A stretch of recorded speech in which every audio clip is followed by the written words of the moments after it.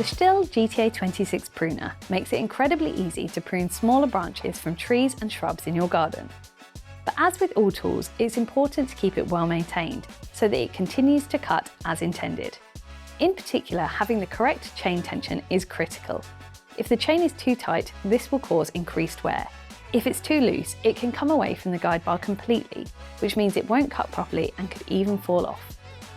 To tension the chain on your GTA 26, first, make sure you are wearing gloves and goggles and then remove the battery.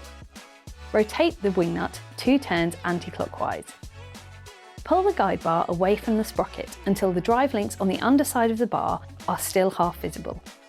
If the chain can still be pulled easily along the bar with 2 fingers, the chain is properly tensioned. If the drive links on the underside of the bar are fully visible, more tension is required. Rotate the wing nut clockwise to retighten the sprocket cover. Apply a small amount of multi-oil bio along the top and bottom of the bar. The oil both lubricates and cools the saw chain. Pop the battery back in, turn on the pruner, and the oil will be evenly distributed over the saw chain. Now you're ready to go.